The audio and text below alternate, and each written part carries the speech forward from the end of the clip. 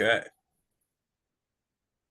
Okay, good afternoon, everyone. My name is Jonathan, and I'm an alcoholic, and welcome to the Johnny and Clyde podcast, uh, um, presented by the original Zoo Crew, and we're members of the Zoo Crew who love to study the book together.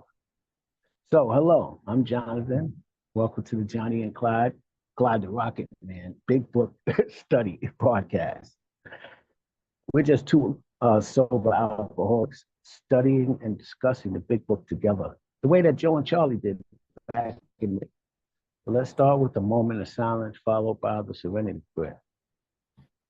God, grant us the serenity to accept the things we cannot change, the courage to change the things we can, and the wisdom to know the difference.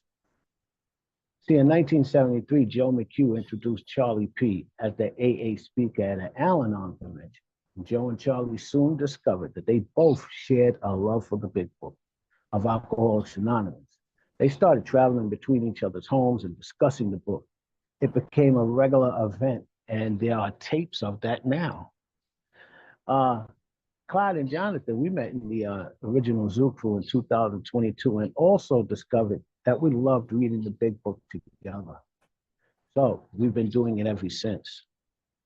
We meet here every Sunday at 2 p.m. Eastern Time until 3:30 in this room. Please have your big book handy along with a few sheets of paper to take notes. And you might want to even highlight or underline some of the stuff in your book, mark it up real good. We will be recording the audio for these meetings to share them with others on our podcast. You can go to our website at thezooku.org and see these podcasts. We do them on Sunday and they're done. They're uploaded on Fridays. All right. So the purpose of this big book study is to help you when you're meeting with a prospect or what we might call a sponsee, or just talking about sobriety in general. See, we want you to be armed with the facts about the AA program and yourself, because freedom from alcohol comes from taking the 12 steps. Now, and working with others. This is what the 12 steps are. Page 15 of the 12 and 12. AA's 12 steps are a group of principles, spiritual in nature, which, if practiced as a way of life, can expel the obsession to drink and enable a sufferer to become happily and usefully whole. And if anybody asks you, what are the 12 steps? That is what the 12 steps are. So how soon do you want to be happy, joyous, and free? We suggest that you purchase a copy of the big book for future use if you don't have one. You might want to underline, highlight, and even take notes as we all study here together. Get your literature directly from AA so that the money goes to Alcoholics Anonymous, and also to ensure that you get a good copy. See, here, we're not advocating that you rush through the steps, but we highly suggest that you have a sense of urgency in taking the 12 steps and have them become a way of life sooner than later. Act as if this was a matter of life or death, because it actually is a matter of life and death. Once again, how soon do you want to be happy, joyous, and free? You can go to our website at thezooku.org to order a copy of the big book or read it online. Now, the big book is our basic text, and it contains a full recipe for recovery. It's impossible to find a loophole in the big book that excludes you from being a member of AA. So at this time, we're going to get right to it. And we left off last week. And Clyde, we're going to do just a short breakdown of what we did, and then we'll pick up. I know that we're on what page? Yeah, okay, cousin. We're on page 12, but yeah, we'll do a quick recap. We're on page 12. We're hitting some really exciting stuff here where Bill we're gonna read about and study his second step, where he took the second step and his first spiritual awakening. And then we're going to see where he went through all the steps, and then we'll learn about his spiritual experience, the big one. So there's a lot of really exciting stuff that's going to happen today. But just a real quick recap where we're at. Again, we're starting on 12 today, but if we go back to page 8, we'll see where Bill took his first step. Okay. And he said, no words can tell of the loneliness and despair I found in that bitter morass of self-pity. Quicksand stretched around me in all directions. I had met my match. I had been overwhelmed. Alcohol was my master. That was where he finally admitted that he was powerless over alcohol. That was his first step. We learned about his first step experience through the first 8 pages, and that's where it culminated. He finally admitted it. And then if you read down at the next paragraph, from the middle of the paragraph down, he explains what a spiritual experience is. We haven't learned how to achieve it yet, but this is what he said: how dark it is before the dawn. He's talking about being overwhelmed by alcohol. He said, in reality, that was the beginning of my last debauch. I was soon to be catapulted into what I like to call the fourth dimension of existence. I was to know happiness, peace, and usefulness in a way of life that is incredibly more wonderful as time passes. So that's what we have to look forward to. He's going to explain to us. So after he mentions that, that's where Evie Thatcher enters the scene on page 9.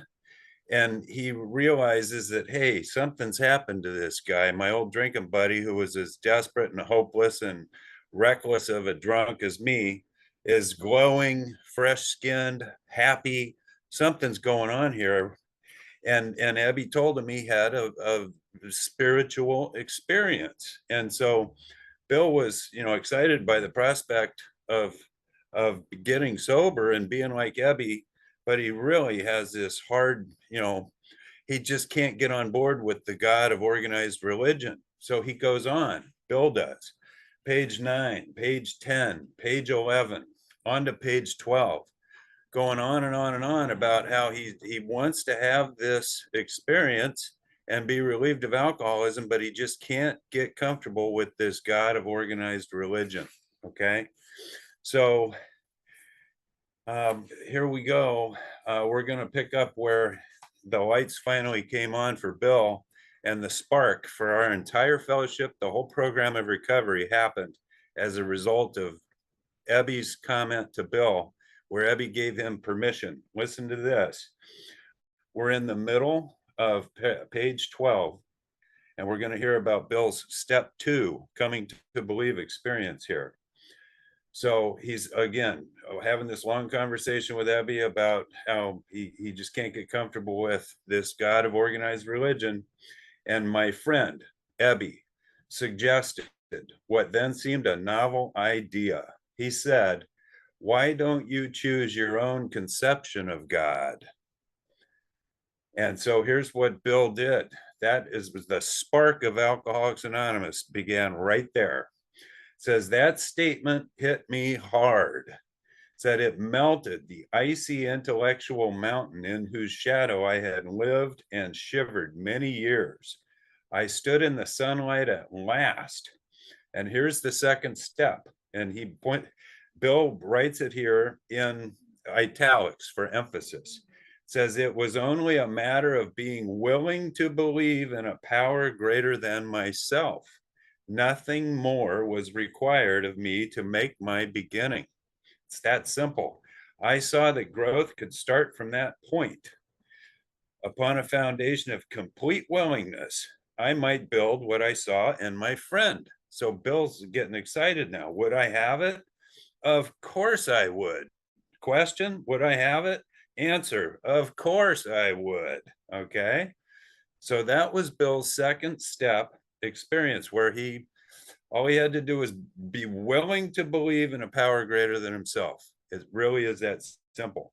So here, Bill had a spiritual awakening, not a full spiritual experience.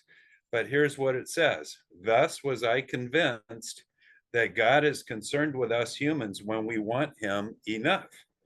At long last, I saw, I felt, I believed. Scales of pride and prejudice fell from my eyes. A new world came into view. So that's Bill's second step experience and his first spiritual awakening. It's just one. The difference between a spiritual awakening and a spiritual experience is the spiritual experience jolts you. It's something really deep and memorable and substantial. A spiritual awakening is more of just a little aha moment. But this happens to be a big aha moment, uh, uh, where these scales of Pride and Prejudice fell from Bill's eyes and he saw things differently. This is big, really big. Cousin, do you have any comments? Yeah. Yeah. Back to where it says that my friend suggested what seemed to be a novel idea. Why don't you choose your own conception of God? And then you went on to explain that Bill said, this statement hit me hard and melted away the intellectual mountain in whose shadow I had lived and shivered for many years. Smarty pants, you know, because before this, Bill went into this writing it on page 10 and 11, and he just wrote a whole bunch of just marvelous writing. But now someone came to him with a simple concept. And it's like, the genius that I am, I couldn't even think of the same. That's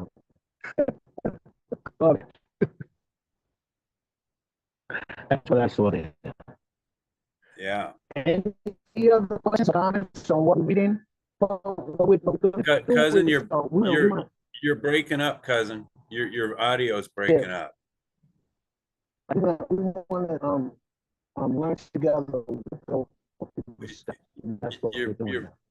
You're still breaking up. Okay. Should I try turning your video?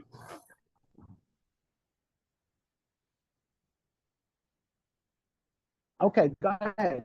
Keep going. Any questions or comments? Want to hear from our friends out there? Anyone? There, that's better. Yeah, we can hear you. Yeah, anyone in the group have any comments on what we're studying here about Bill's coming to believe and then his first little spiritual awakening here where he could see things differently? Really opened some doors. Or did you even know that in this book it shows where Bill went through the steps? Wow. I didn't even know that for many years till you guys showed it to me. Did you know that from page 8 through 14, Bill actually takes the 12 steps? Yeah. So, okay. Yeah, so that's step 1 and 2. We're going to go through steps 3 through 12 now on page 13. This is really cool.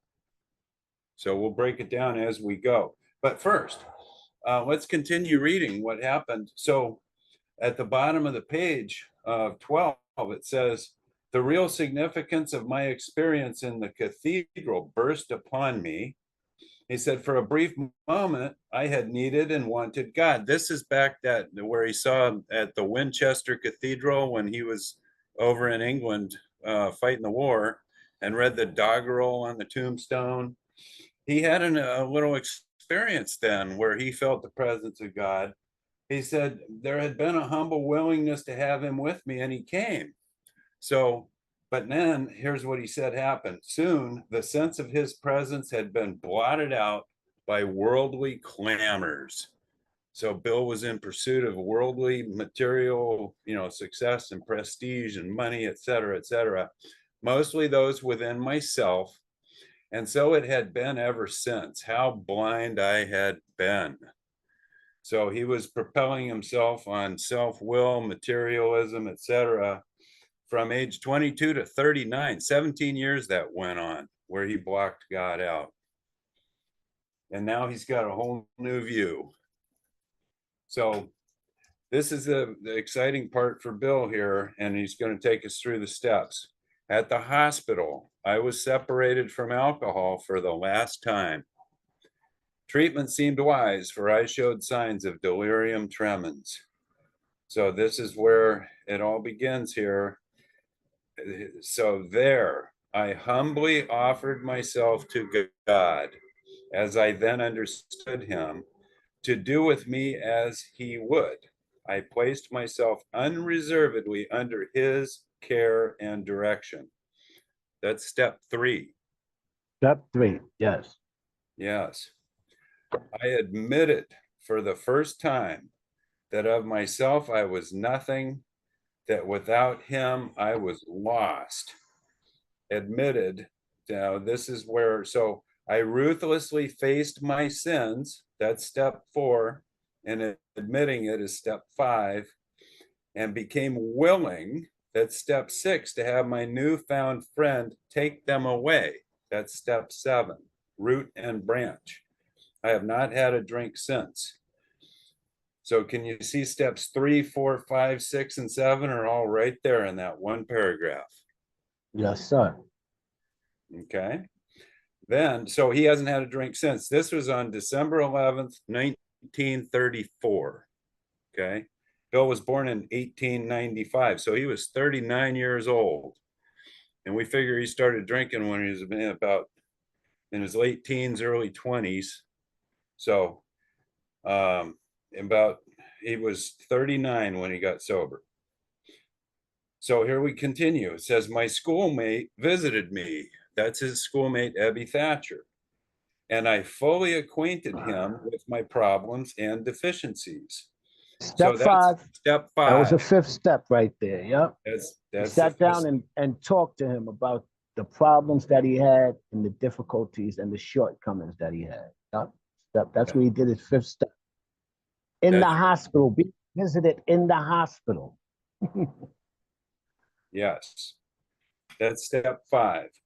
Then we made a list of people I had hurt or toward whom I felt resentment. So the made a list, does that sound familiar? That's step 8. And it continues, step 8. I expressed my entire willingness to approach these individuals. Step 8. Remember, made a list of all persons we had harmed and became willing to make amends to them all. Admitting my wrong, making amends. That's the 9th step there. It says, never was I to be critical of them. I was to right all such matters to the utmost of my ability. That's right step there, 9. Clyde. That is step 9. He was willing to do his 9th step. Now, it took him about 30 days after he came out of the hospital to go and see some of the people that he had harmed and start making amends. It took him about 30 days. Over the next 30 days after being released from the hospital, he sat down with the people that he knew that he needed to make things right with. Just want to let you know that. Mm-hmm. Okay, so that was how long it took him to make his amends, 30 days after he was released. Okay, so next, I was to test my thinking by the new God consciousness within. Step 10. Remember, it talks about in the 10th step in our big book later, it says much has already been said about receiving strength, inspiration, and direction from him who has all knowledge and all power. We're testing our new thinking by our new God consciousness within. That's step 10. Common sense would thus become uncommon sense. So we've got a completely different way of thinking now. It says, we need to constantly Clyde, carry. Clyde, wait, right there. He says common sense, right, would become uncommon sense. I think that brings us to the think sign being upside down. What does that mean? What does that mean when the think sign is upside down? Yes, good point, cousin. So there are some very common AA slogans that live and let live, easy does it, and one day at a time were like 3 of the original ones. They come from one of the stories in the back of the big book. And then there's another one that says think, think, think.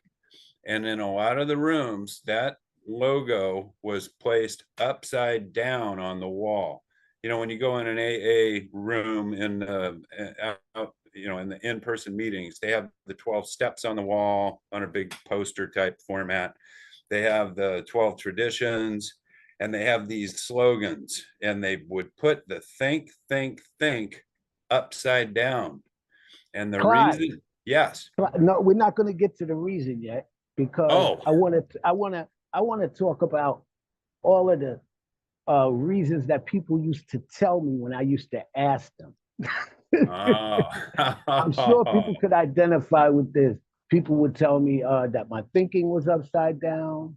People would tell me that I needed not to worry about that. People would tell me all kinds of different things about the think sign being upside down. And me and Clyde had to go and research it and found out exactly why it's upside down. Yes. So when are we going to discuss that? Right now. And the Okay. answer, give them the answer. Yes. There's two Okay. answers. It's a two-part answer. It is a Why the two-part. think sign is upside down. The plain and Yes. simple answer, according to Alcoholics Anonymous, is in order to recover, we must turn our thinking around. In order to recover, we must turn our thinking around. And the second reason is it's upside down because it is sure to get your attention. That's the two reasons. Yep. They turned it upside down so that it would get our attention so that we would ask that question, why is it upside down? And hopefully someone would give us the real answer. And the answer is, in order to recover, our thinking must be turned around. Yep. Yes. That's right. So that's our 10th step there about our common sense becoming uncommon sense. We're carrying the vision of God's will into all of our activities instead of self-will. And then it says, I was to sit quietly when in doubt, asking only for direction and strength to meet my problems as he would have me. Step 11. Never was I to pray for myself, except as my requests bore on my usefulness to others. Then only might I expect to receive, but that would be in great measure. That's the 11th step. Sit quietly when in doubt. Remember, we pause, pray, and proceed. There it is. So that's step 11. And now, when my friend Ebby promised, when these things were done, I would enter upon a new relationship with my Creator, that I would have the elements of a way of living which answered all my problems. Belief in the power of God, plus enough willingness, honesty, and humility to establish and maintain the new order of things were the essential requirements. So this is talking about Willingness, honesty, and humility. Willingness, honesty, and humility. Mhm. Yeah. Yes. Are the essentials to Yep. maintain the new order of things. Were the essential, again, requirements. Okay. Yeah, and I'll tell you what else is essential. We're going to read step 3 again right now. Listen to this, the next paragraph. Simple. And these steps, this book is simple. It's not easy. Here's what it says about that. Simple, but not easy. A price had to be paid. So does So that that's mean that the program is not free? well, here's the Simple, but price. not easy. A price has to be paid. Yes. And here's the price. It says, and this is from step 3. Remember, we're going to get there. We're not there yet, but it tells us how above everything, we must be rid of selfishness. We must, or it'll kill us. Here's what he says about it here. It meant destruction of self-centeredness. So that means I have to be rid of, here's the how and why of it. He's going to tell us, I must turn in all things to the Father of light who presides over us all. This is another way of saying we have to quit playing Quit God. playing God. Quit Yes. playing God. Yes. We have to quit playing God. And hereafter in this drama of life, he is going to be our director. The Father of light who presides over us all, we must turn in all things to him. So he's going to run our life for us instead of us running our own life on selfish and self-centered terms. That's the price, but it's worth paying. So that's the third step again. So now guess what we're going to learn? This is Bill's spiritual experience. This is what changed him and kept him sober the rest of his life. Listen to this. These were revolutionary and drastic proposals. That means not easy. That means not easy again. Mm-hmm. Revolutionary and drastic proposals, yes. Not easy. Yes, that's right. But the moment I fully accepted them, I wrote in here in the notes, sincerely, honestly, and humbly, fully accepted them. The effect was electric. There was a sense of victory followed by such a peace and serenity as I had never known. There was utter confidence. I felt lifted up as though the great queen wind of a mountaintop blew through and through. God comes to most men gradually, but his impact on me was sudden and profound. That's right. Now, this right here on page 14, the second paragraph is what people refer to as Bill's white light experience. This is what they're talking about. Read it again, Clyde. Yeah, this is big. These were revolutionary and drastic proposals, these 12 steps. But the moment I fully accepted them, the effect was electric. There was a sense of victory followed by such a peace and serenity as I had never known. There was utter confidence. I felt lifted up as though the great queen wind of a mountaintop blew through and through. God comes to most men gradually, but his impact on me was sudden and profound. And they also talk about this in the spiritual experience, because we read this and they ask us not to expect something like this to happen to everyone or for everyone. And he points it out here. He said, God comes to most men gradually, but his impact on me was sudden and profound.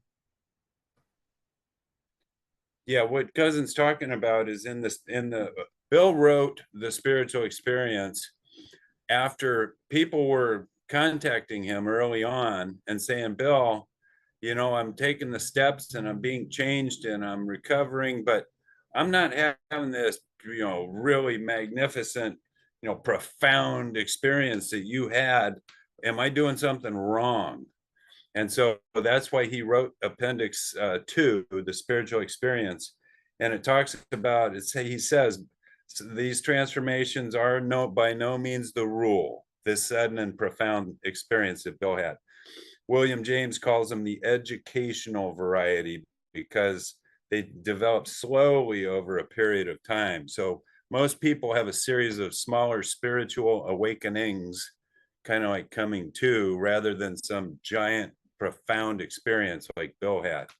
And so he wanted to make that clear to everybody. You're not doing something wrong if you haven't had the big burning bush, white light, jolting experience.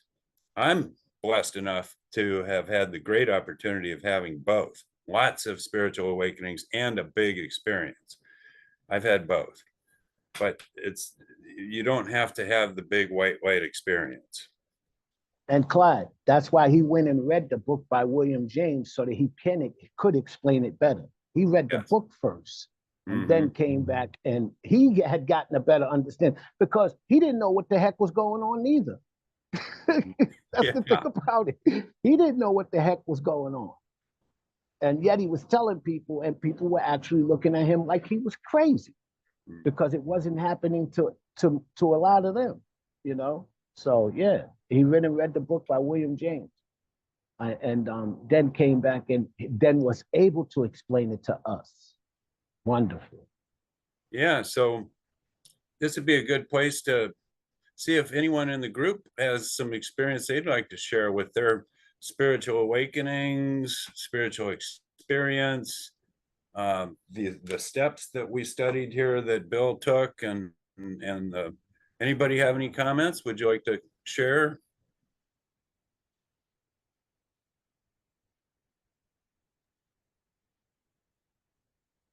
And Hey, I'm Leslie. go ahead, Leslie.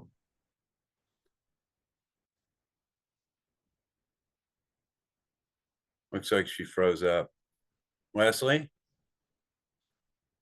Here, I'll turn your video off, Leslie, and And maybe like opened my eyes. And my first experience, I was Arya, stop that. I was 31 days sober, and I just taken my 30-day chip, and I went to my first sober camping trip. And we go up a logging road. It's not a campsite. Arya, stop that now. Sorry, my kid's honking the horn. I'm on the phone. Please stop. And we get to this campsite, which is like a hunting camp in the middle of nowhere. And there's a 40-pounder of tequila sitting on the bench. And I grabbed that bottle and I wanted to drink it. My God, did I want to drink it. And I looked at the sky and I said, God, I'm going to drink this, but I don't want to. And I literally felt the surge of God come through my body. And I dumped that. I just dumped the tequila right on the ground. And that was my first that I don't have to no matter what. And my first experience of many that have come, and hopefully many that are more to come afterwards. So thanks. great. That was a great spiritual awakening. Yeah, you're right. Now, what I want to say is, we want you guys to take note, because this is one of the first things that was actually pointed out to me before I went through the steps. When the guy came to me and asked me to read page 263 first, but then one of the questions that he asked me was, did you know how quickly Bill Wilson went through the steps? And I had read Bill's story many, many times. And I had never saw all of the steps there. I might have had a vague notion, but he pointed them out for me. He pointed them out specifically for me, like what we did here today. And I'm gonna tell you, that lit my fire. That really lit my fire. That's where I started to understand the book, actually. That was when I started to understand the book, not just read it. Can anyone identify with that? Did this help you to get a better understanding of this chapter?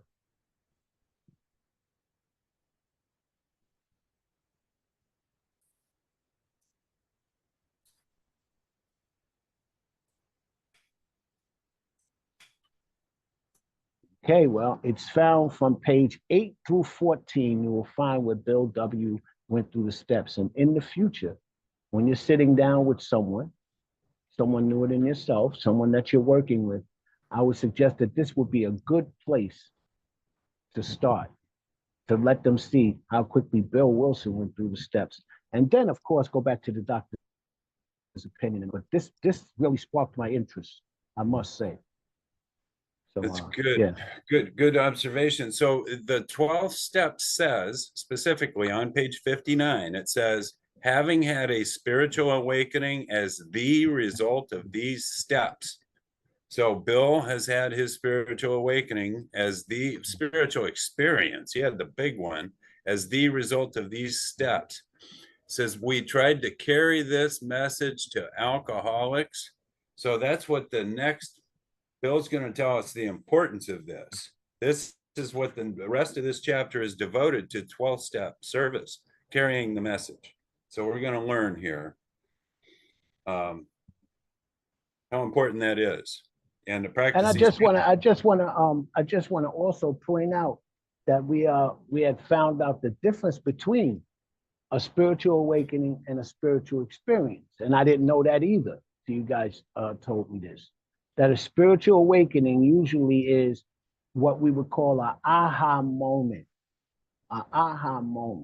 And they could happen 3 times, 4 times a day, 4 times a week, 4 times a month, 4 times a year.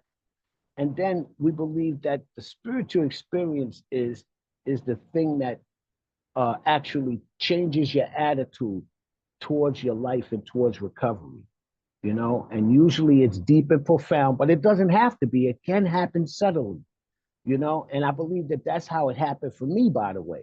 It happened subtly. I didn't have a bright light experience, but over time, my attitude and my behavior and my thinking towards recovery in my life changed to the point where it's pretty stable now. I'm pretty much believe what I need to believe in order to believe some more. I don't know how that sounded, but that's the plainest way I can put it. I believe enough to believe. Oh, yeah. Okay. Great, cousin. So we're going to continue then. Like I said, so the first comment, this short little paragraph after Bill's spiritual experience says, for a moment, I was alarmed and called my friend, the doctor, Dr. Silkworth, to ask if I were still sane. He listened in wonder as I talked. So Bill's just shocked. He's like, wow, what just happened to me? And that's what happens when we take the 12 steps. It's not like you're going to be scratching your head thinking, I think I'm different. I think something. Trust me, you're going to know that you have been changed. These 12 steps will change you. So it's a matter of degree and timing. How gradual or how quickly varies from person to person, but it happens. So the doctor said, finally, he shook his head saying, something has happened to you. I don't understand, but you had better hang on to it. Anything is better than the way you were. And so here it says, the good doctor now sees many men who have such experiences. He knows that they are real. So that's Dr. Silkworth, probably in the town's hospital, where he's seeing these men have these experiences.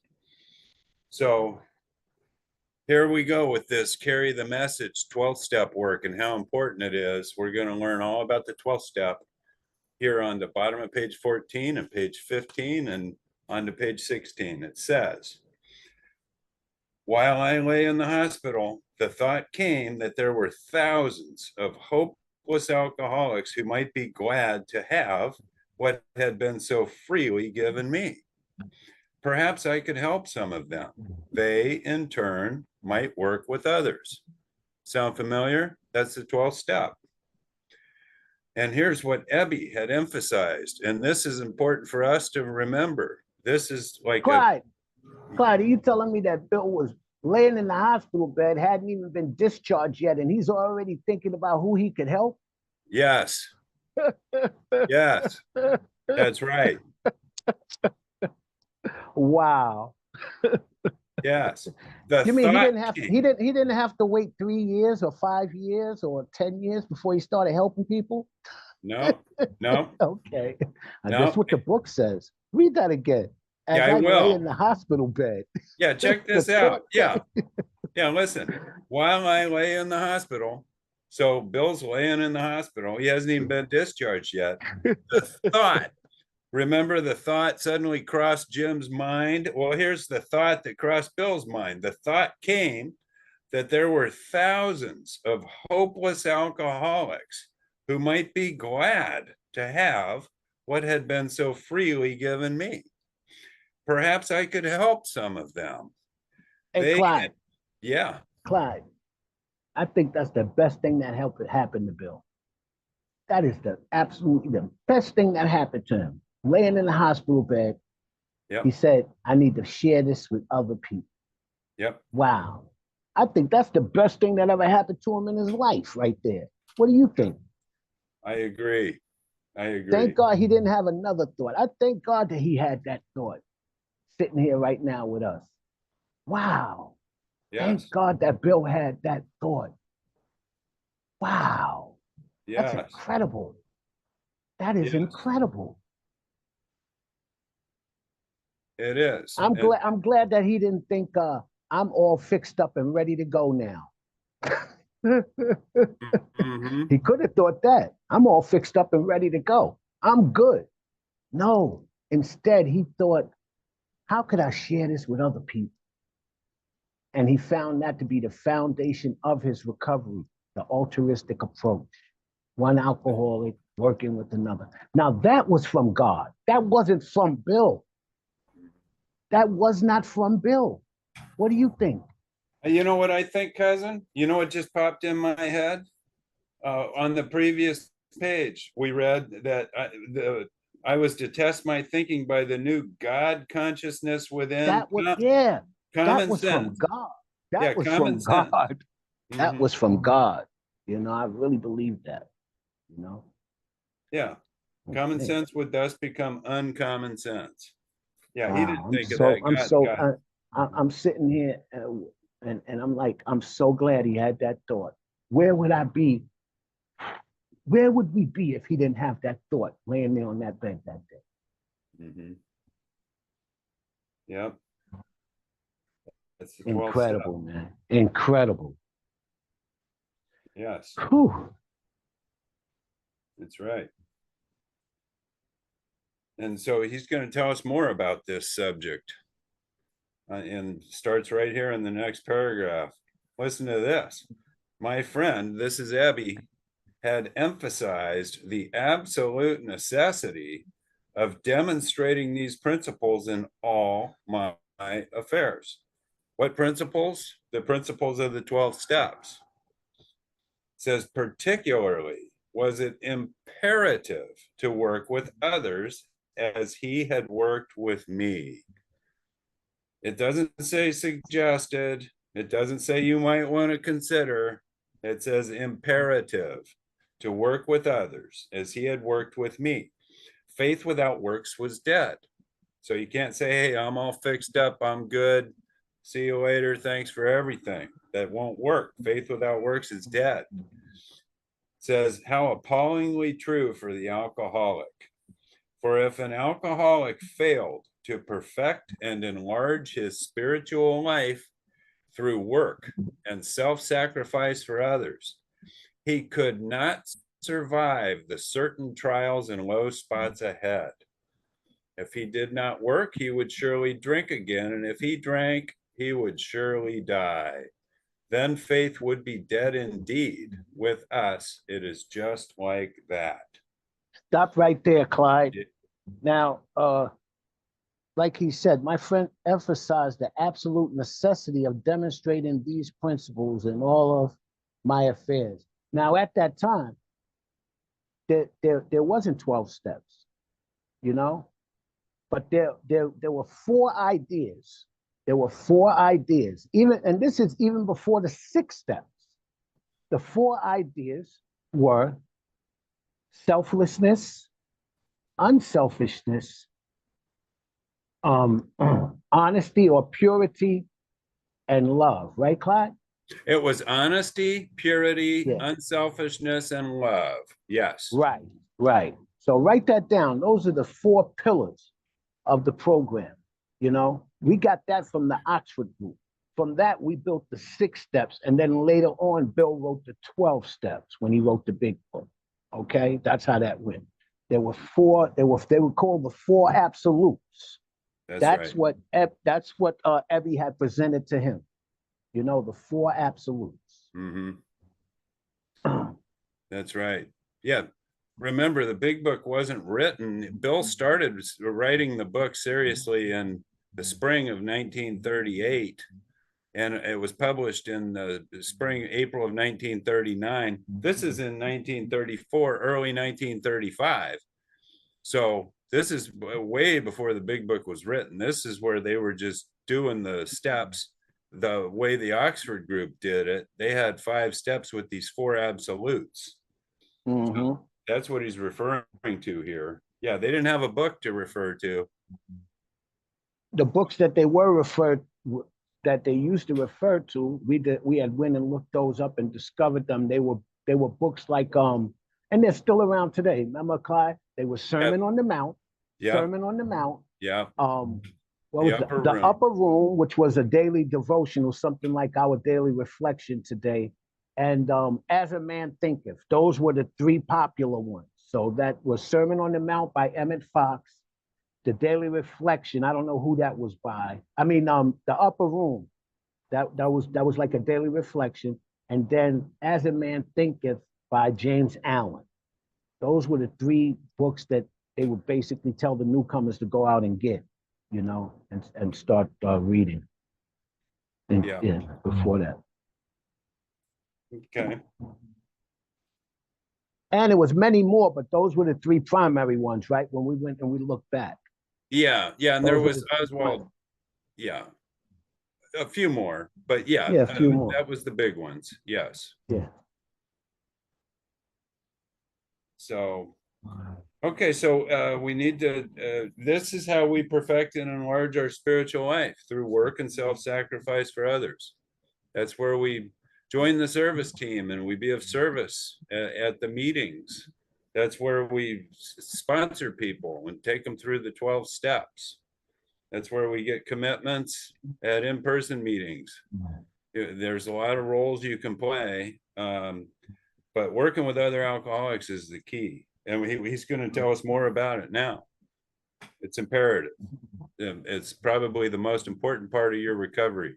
I slacked off on it and I almost relapsed. About 4 years sober.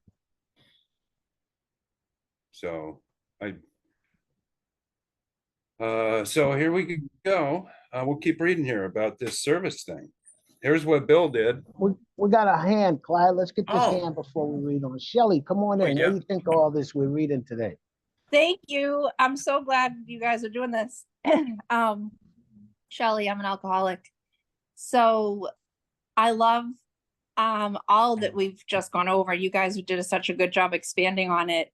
And I recently got a new sponsor and started at the beginning, and I was showing her like the steps that Bill had taken, because Cuzin pointed those out to me at another time. But for me, as a mom of 3, and I also take care of an elderly family member, and I've been a mom since I was 16. So and I still have a kid that's not even yet a teenager at home. So I had to really learn, like, there's a difference between being kind or just being nice. And like, if I really sought God's will for me, it's to not overextend myself, and to have healthy boundaries, and, you know, not to be a doormat and not to be taken advantage of, and to be respected while I'm doing service. But I lost sight of that earlier this year. I became, I just spread myself too thin with my responsibilities for my kids, the kid that's still at home, myself, my family member who was sick. And I felt I had to do so much service outside of what I already had. But I know, like, God's will for me, like, especially right now, is to do amends even to myself for being too selfless, because God cares for me and wants me to in turn care for myself and make amends to myself and all those things. I lose sight of that sometimes. I don't know if there's any other moms on here or caretakers on here that needed to hear that today. That's enough for me. Thanks. Thank you, Shelley. So, you ready to continue? Okay. So we're going to go ahead and read more about Bill's experience with this 12th step here, carrying the message. He said, my wife and I, that's his wife Lois, abandoned ourselves with enthusiasm to the idea of helping other alcoholics to a solution to their problems. And this is the important thing. It was fortunate for my old business associates remained skeptical for a year and a half, during which I found little work. So Bill's sober and he's going and telling everybody the great news, all his former people he worked with and worked for. And they all said, yeah, we've heard this before, buzz off. They're giving him the snubbing him. And so they're skeptical, and rightly so, because he had done this over and over and over. We read about that earlier. He told us his whole story. And he said, I was not too well at the time. So this is getting on him now. It's starting to be a problem. I was plagued by waves of self-pity and resentment. So he's starting to feel bad about himself and be mad at these people that don't trust him and don't believe him. He said, this sometimes nearly drove me back to drink. So he almost relapsed, but here's the good news. I soon found that when all other measures failed, work with another alcoholic would save the day. Imagine that. Many times I have gone to my old hospital in despair. That's the town's hospital in New York. On talking to a man there, I would be amazingly lifted up and set on my feet. It is a design for living that works in rough going. Stop right there, Clyde. Stop right there. Now, this is something that I want to point out. And when Bob, I mean when when Bill, not Dr. Bob, when Bill was on edge and he felt like drinking, did you realize that he didn't go to a meeting, though there weren't many meetings, but there were other alcoholics that he probably could have talked to. But he chose to go and work with somebody new. Chose to go and work with somebody new. You know, and that helps us listen. We don't want to be meeting dependent. We don't want to be dependent on meetings like I need to make a meeting, and if I don't make a meeting, I'm going to relapse. We want to be dependent on our higher power and our service. You know, there are people, now listen, there are people who don't come to AA meetings, who do wonderful service with people who are struggling with alcohol and drugs, you know? And when they do come to meetings, check this out. They do not come to meetings to attend the meetings. And I'm even guilty of this sometimes. And I don't like to say it, but because people look at me weird. But sometimes I come, oh man, I'm freaking crazy. Don't you know I come to meetings, I'm out looking for alcoholics that I could help. How sick is that? I come to the meeting and I'm looking in the room for, I mean, I'm crazy. I'm crazy. I come out looking for alcoholics. I'm on an alcoholic hunt. Wow. But that works for me. That works for me, you know? And that is what Bill is talking about here, you know? What do you guys think of that? You ever been on a hunt for alcoholics? And that's why you'll often hear me say when I meet somebody new, and I really mean this, this is not sarcasm, when I say, thanks for coming to help me. Because the guy with 2-3 days, 2 months, or what, he's really helping me. Oh man, it's a privilege to sit down with them. I wish, can I sit down with you? That's how I feel. Can I please sit down with you? Because I know that that's going to help me. I'm begging a guy with a week. I want to sit down with him. Please let me sit down with you. Thanks, man. Wow. Whew. Yeah, it What do you guys really think? is. It's an amazing experience. Cousin mentioned that to me back in September. I was in the room in the parking lot between meetings, telling everybody I was so excited about taking the 12 steps again with my sponsor, and I hadn't taken the steps for quite a while. And Cousin stopped me and he said, hey, Clyde. I said, I got a better idea. He said, you've been sober a long time. He said, why don't you take some other people through the steps? Instead of you taking the steps, why don't you take some other people through the steps? And the light bulb went off, and I've been doing that ever since. And it is an amazing experience. And God teaches me so much about myself and my program by helping other guys through the steps. That's where I'm learning more about myself. It's helping them and it's helping me in a very big way. And it really is a meaningful experience. It's wonderful.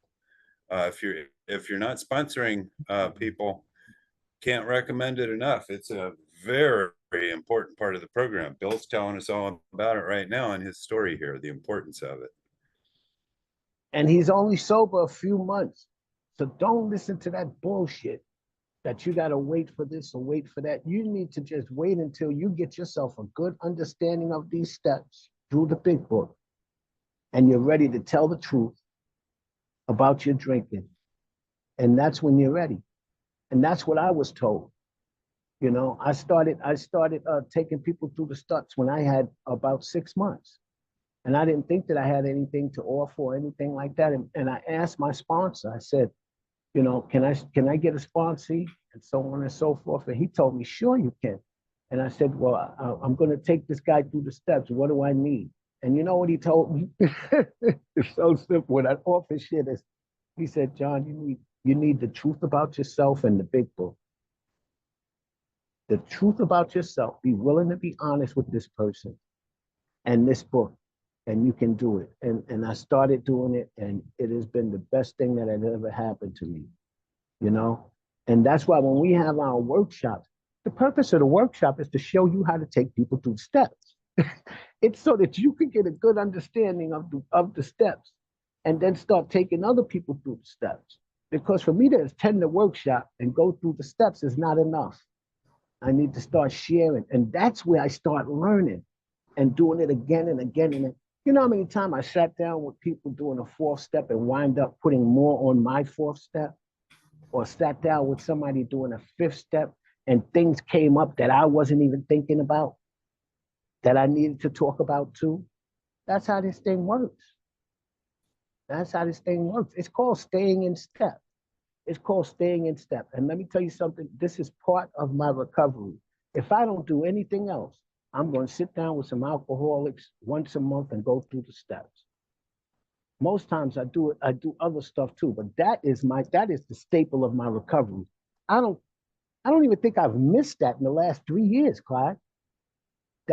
Those workshops, since we started them, I don't think that I've ever missed that. I missed some other stuff. I had people fill in for me for this and fill it.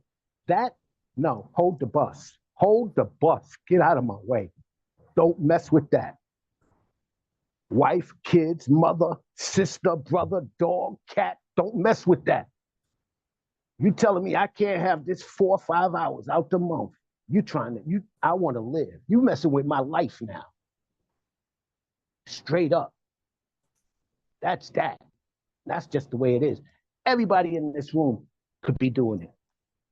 We'll even give you the platform. If you said you wanted to take people through the steps and you were ready and you read the script and you were ready, Shelly, if you were ready, we'd give you a day to do it and put it on the calendar.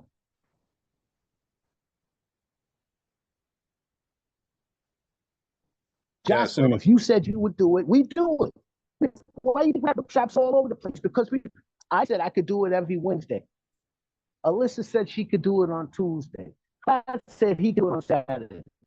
Somebody else said he could do it on Saturday. If somebody else said, I want to do it on Thursdays, we'd pop it right up there.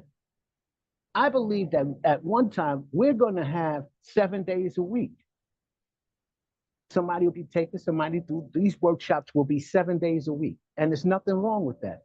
Either you could be in the big room in a meeting, or you could be in the other room in a workshop. You could be in the big room in a meeting, or the other room in a workshop. That's one of the visions that I have. We already got it 5 times a month. If you want to do it, people don't realize all you got to do is open your mouth and say, I'm ready to take people through the steps. I'd like to do a workshop on one Thursday a month. And that's it. It's that simple. And we'd set it up. That's how we do things around here, right, Clyde? I just put the link in the chat. You want to host a workshop? We have the 12 steps in 4 hours. We have the step 4 and 5 workshop, the 8 and 9 workshop. Now we have a 10, 11. Now we have a step 11 workshop, a 10, 11, and 12 live in today workshop. You want to host a workshop? You want to up your game. You want to really enjoy the benefits of recovery. Once a month, 2 hours a month. It'll be yours. It's all yours. You and God. Yep. It'll be all yours. We encourage this. Yes. We encourage this. Pick something that you think that you'll do good at and let us know. We'll give you 1 day a month. And I'm going to tell you, that 4 hours each month that I sit down with you guys means, it means everything to me. It means everything to me. Amen. It's a beautiful experience. It is really, really remarkable. Can't recommend it enough. Sign up.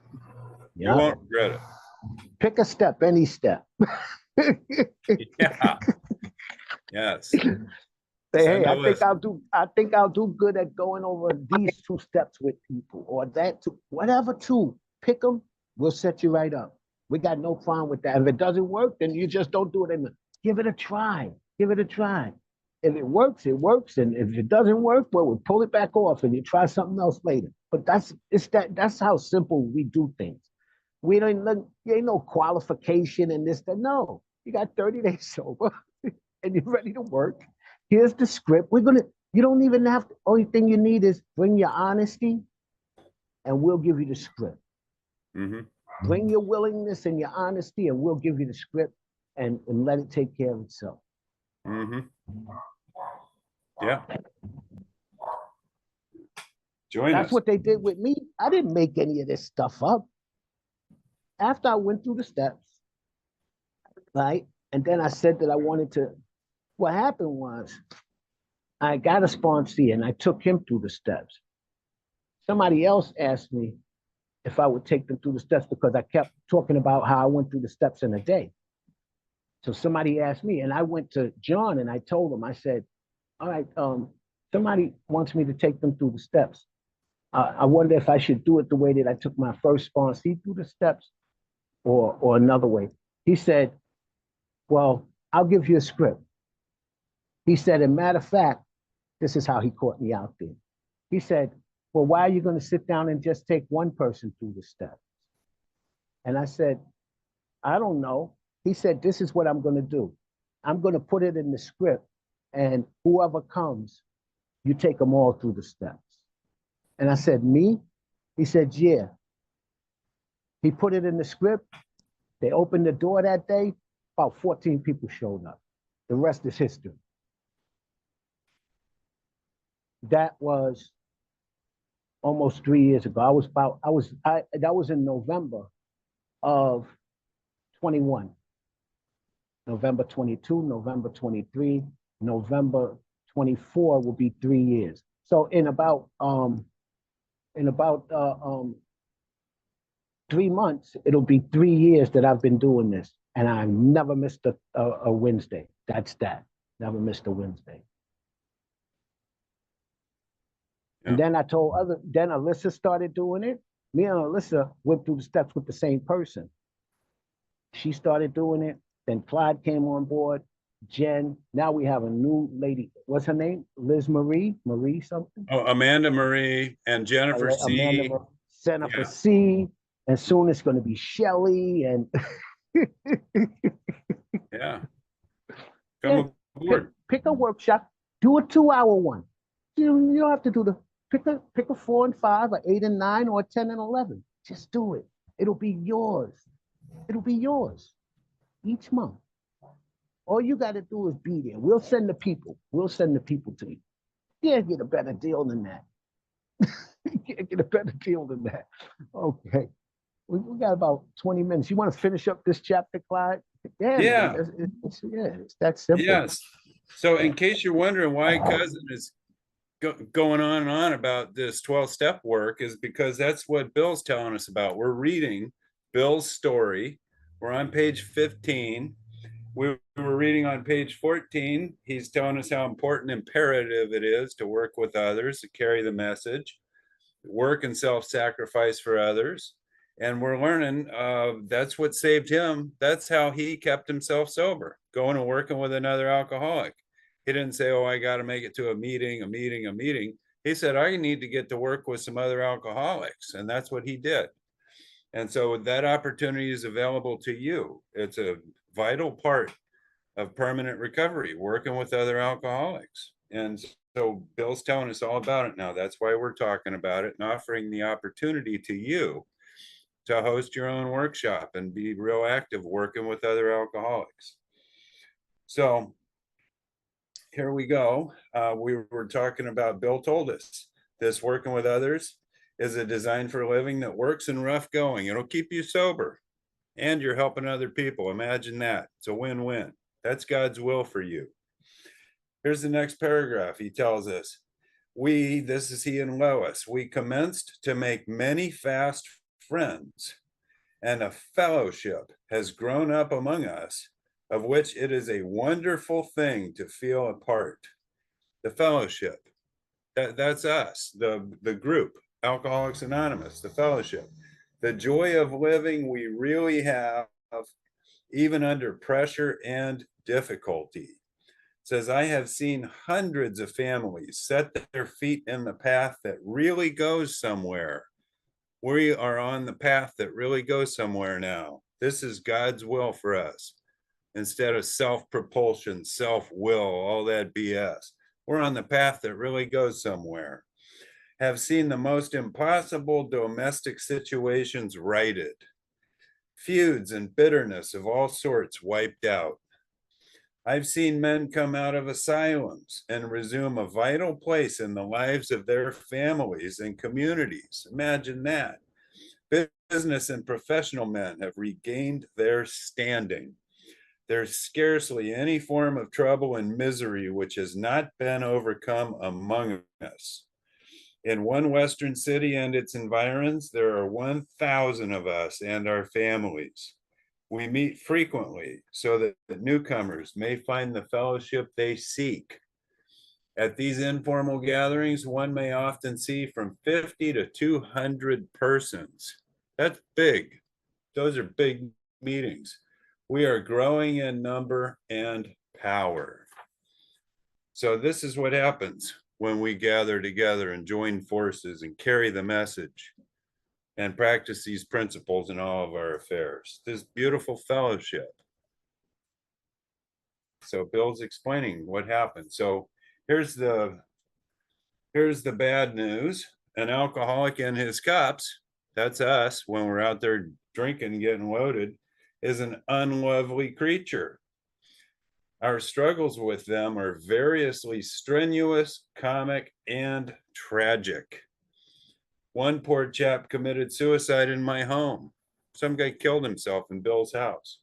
He could not or would not see our way of life. Remember in chapter 5 how it works? Those who do not recover. There are those who could not or would not completely give themselves to this simple program. Could not or would not. So we're getting to the end of Bill's story. He says, there is, however, a vast amount of fun about it all. We are not a glum lot. I suppose some would be shocked at our seeming worldliness and levity, but just underneath there is deadly earnestness. This is serious business we're engaged in here. Faith has to work 24 hours a day in and through us, or we perish. Remember, faith without works is dead. So we're going to have faith and we're going to be putting in the work too, or we perish. Pretty serious stuff. But here's the good news. Most of us feel we need to look no further for utopia. That's heaven, perfect way of life, utopia. We have it with us right here and now, literally right here, right now with you guys, together as a group.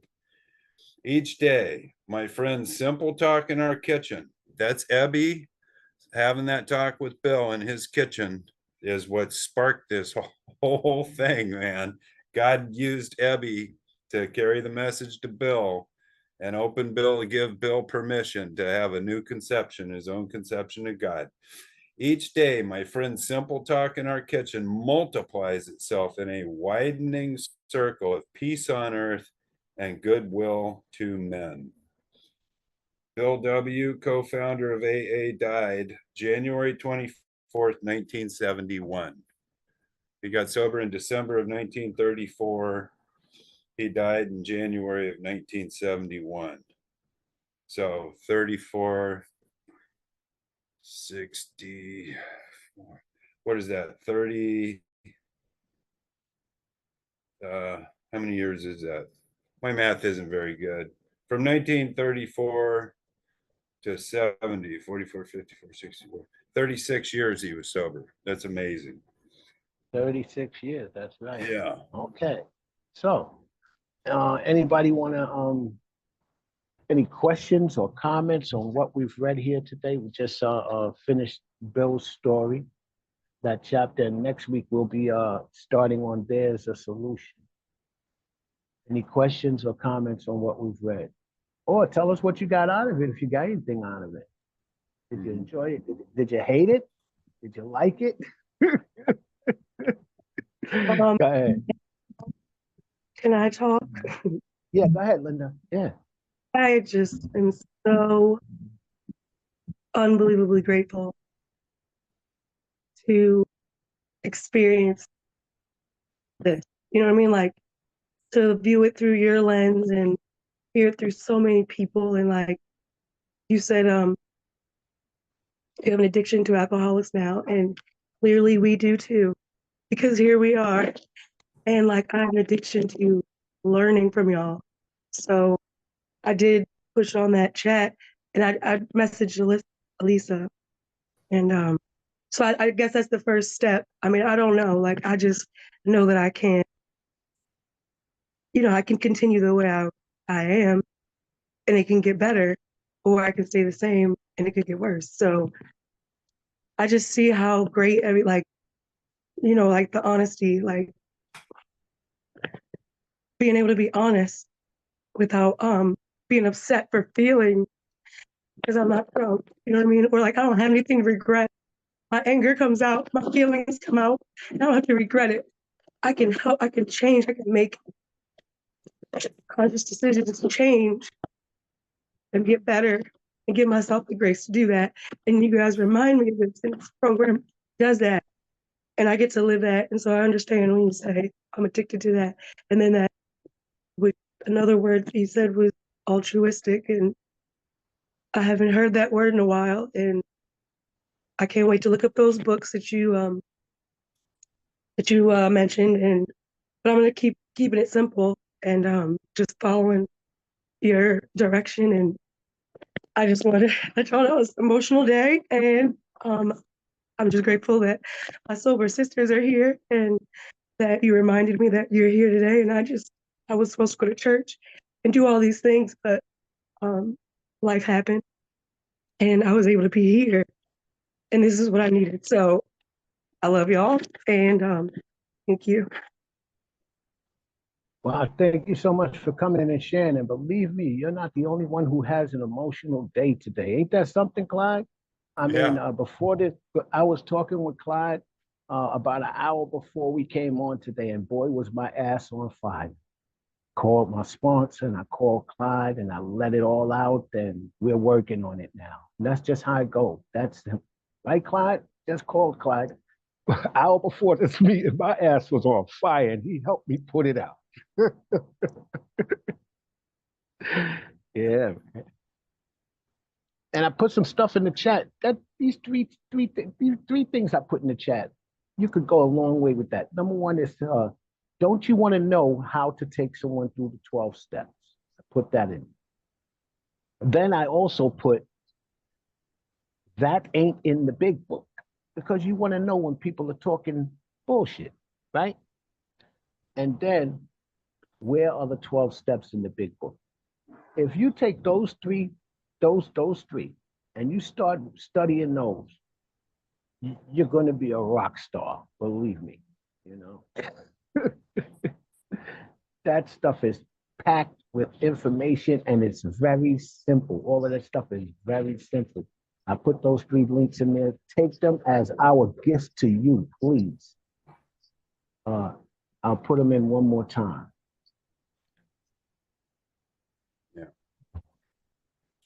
Yeah, the cool thing is, Cousin and I figured this out. There's nothing to figure out. It's already been figured out. Cousin's giving you the keys to the kingdom here. The instructions are there. It's really that simple. This is the stuff that I read. If you want to know what I read, this is the stuff that I read. And even I understand this stuff. And I only got a 9th grade education. Even I understand this stuff. It's so simple. You're going to be amazed if you take these 3 things, especially the one, don't you want to know how to take someone through the steps? That thing is so simple that it blows my mind every time I read it. I read it again and again and again and go back and dig different parts of it. But yeah, those are wonderful tools to have. And those are tools that alcoholics should have, the working knowledge of taking someone through the steps. because that's what helps us to stay sober, you know? That's what keeps us in touch with our higher power, because that's what he wants us to do, you know? Trust God, clean house, and help others. Okay, Leslie, come on in. What's up? Hey, I am so grateful as well that you guys have done this. Like, I've took an 8-9 workshop with Clyde. It was really helpful getting me through that. And now starting a big book study with you guys. I'm gonna go and find the first video because I missed the first one last week. But definitely gonna keep trying to come on Sundays and do this. And I've also messaged Alyssa because new Zoom crew August. the sisters that I've met throughout the zoo crew have been absolutely amazing. With my new job, it's gotten me a little more into the co-admin room. And so getting to know a few more of the guys, and it's been really, really helpful and getting some really good messages from you all. So like, I definitely know I want to be a zoo crew member and get into service with you guys somehow, some way. I've also done the Back to the Basics 4-hour book myself. So hopefully maybe I'll do that book at some point. And yeah, because I really enjoy that book. Yeah, I love you girls. I'm so glad you're all here. I see so many faces I recognize. It's great. Yeah, Hey, we look forward to coming to your workshop soon. Listen, you Yeah. pick the steps that you're comfortable with, that you think that you could help with. We'll give you the script, right? You take the script home, you read it a few days, and we'll put you on the calendar. As long as you can commit to it each month, we're fine. And you could take you don't have to take a 4-hour one. Take a 2-hour one. That's from 10 to 12 any day of the week that it's open. You say that you can do it, believe me, we're going to hook you up with a spot. You know, and you know what? That's what we all wanted anyway when we came in here and we started to grow and we started to get sober. In the back, the front or the side of our mind, every alcoholic says, I wish that I could have a meeting of my own. You just say, just a little something, something. I'd like just a little something, something, you know? And that's what we're offering. Just a little something, something, you know, once a month, you know, believe me, I don't, that 4 hours each month that I do, y'all already know how I feel about it. I am passionate about that. I'm passionate about that. You know, I love your passion, Jonathan. It radiates through the screen. It truly, your passion radiates through the screen. And having a lower education, I have met so many people who either came into this program with a low education or were completely illiterate, and because of AA, they can read, they can have comprehension, and like they are smarter than they ever would have got in the grade 12, in the 12 grades, but they got it through the 12 steps. And they can even help others. They can even help others, you know? And I think that passion is a very important part of this program. You know, it can carry you a very long way, you know? People kind of tease me because I cry at every single meeting. Doesn't even matter if I'm online or if I'm in person. If it's my turn to share in person, the Kleenex gets shot down the table to me. And it's because of that passion. It's because of that passion. I have such a passion for this program since the day I walked in 15 and a half months ago. And I grabbed on and haven't let go. And I've watched a lot of people come in and leave. And it's sad. And I just wish they could have what I have, and I want to share what I have with them, and hopefully they can grab on too. That's called keeping the light on, right? In our hearts. We got a light that's been lit, and we want to keep it on. That's where the passion is. It's that light, you know, that we just ask God to keep that light on, you know. So yeah, that's it. Anyone else? We got about 5 minutes before we close out. Anybody want to say anything? You're on TV.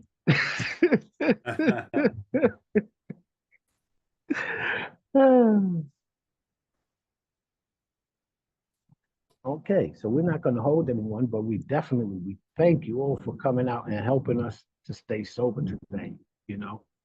And We wouldn't want to sit here by ourselves, but we will. Right, Clyde? But Yeah. we will. So you guys came out and we all helped each other stay sober.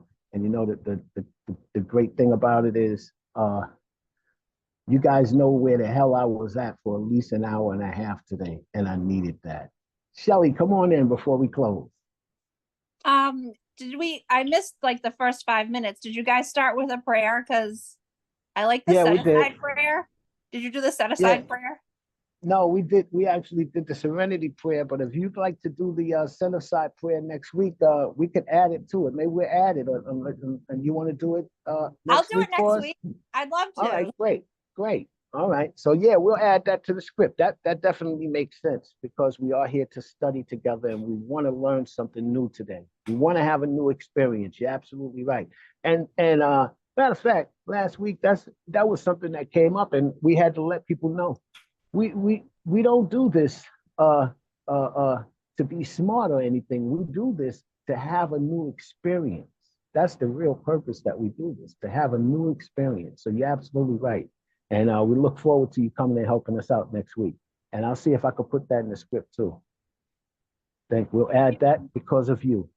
You'll do it Thank you, next week and then that'll be a recurring thing. All right? Awesome. All right, cool. All right, so thank you all for coming to the podcast today, our big book study. We meet here every Sunday from 2 to 3:30 in this room. The podcast will be available by Friday. Join us on Telegram for updates. Big book page 164. Our book is meant to be suggestive only. We realize that we know only a little. God will constantly disclose more to you and us. Ask him in your morning meditation what you can do each day for the man who still suffers. The answer will come if you have your own house in order. But obviously, you cannot transmit something that you haven't got.